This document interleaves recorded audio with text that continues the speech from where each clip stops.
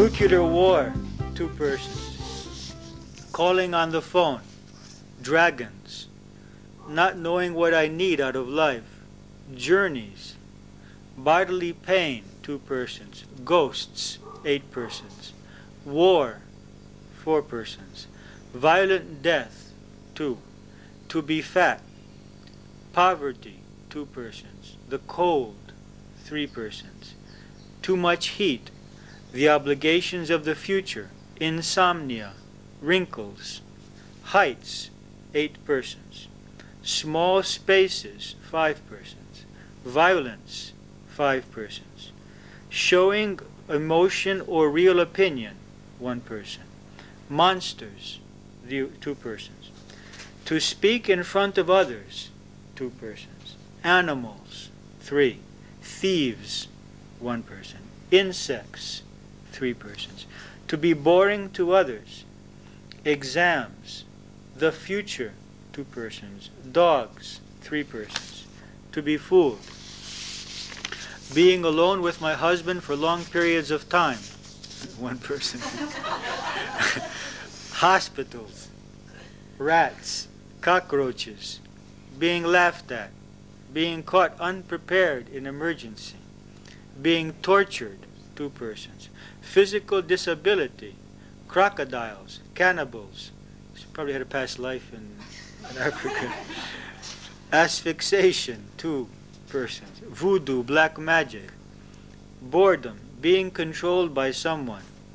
Accidents for loved ones. Not going to nirvana. To be locked in a room. To be dizzy. For my child to be late. My husband. Traffic police. Of sunset when not at home. Of being unable to communicate. Noise. Of driving. The unknown, the unexpected. Unknown entities. Eating too much and being pregnant. These are some of the fears which came up just giving a blank piece of paper to these persons. In another study after that, again with about 40 persons, I'll just read to you the main fears. We'll separate them into 2 groups, those which are for the body and those which are for the personality. For the body, death, 9 persons. This is from 40 persons. The unknown, 8. Illness, 12 persons. Violence, 11 persons. Old age, 5 persons. War, 8 persons. Earthquakes, 5. Snakes, rats, and mice, 6. And dogs, 4. For the personality. Failure, 19 persons. Death, 9 persons. Failure, 19 persons. Rejection, 8 persons. Criticism, 9. Loneliness, 9. Financial insecurity, 9. Death of loved ones, 7. And the negative emotions of other persons, 10. So we can see that there are a number of ways in which our fears express themselves. The object of the fear is not so important as the cause of the fear. The object is not the cause. The object is the stimulus. The cause is the belief. The belief that I can be harmed. That which I am can be harmed by that. That person, that object, that situation. Which, and that belief is a result of ignorance of our true self. Now, there are some subordinate factors which are both accentuate the fear and are accentuated by fear. They get into a vicious circle with fear. They increase the fear and they are increased by fear. Let's look at what those factors are. The first factor is the feeling of separateness, of alienation. When we feel alienated from other persons, that causes us to feel greater fear towards them. When we see someone we don't know walking into our home, immediately we feel fearful. We don't even know this person walking into our home. If we see someone we know walking into our home, we don't feel anything. So unfamiliarity, that is the feeling of separateness from someone, feeling separate, increases the feeling of fear. And this feeling of fear creates even greater alienation. The more fearful I am, the more alienated I am. And the more alienated I am, the more fearful I am. And it gets into a vicious circle. The same is true with unfamiliarity.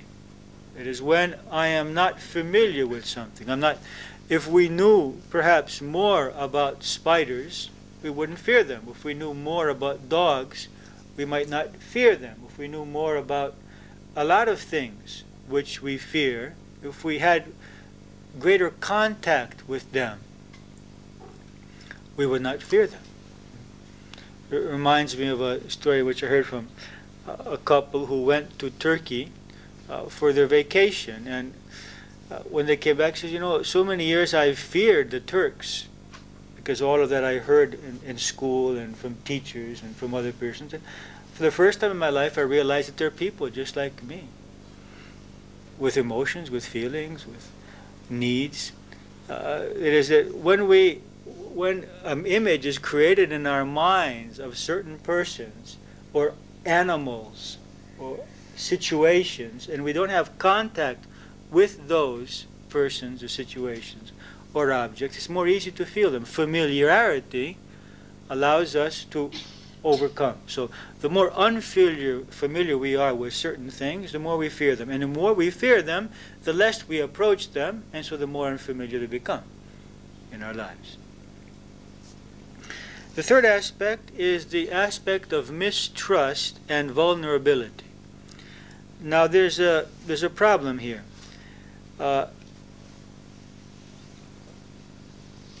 The mind of a person, our subconscious mind, has difficulty in distinguishing between real events and imaginary events. For example, how many of you, let's ask the question another way. We have all seen at least thousands of people die on television, isn't it? And movies. More than thousands. Perhaps hundreds of thousands. Depends on how many movies you've seen.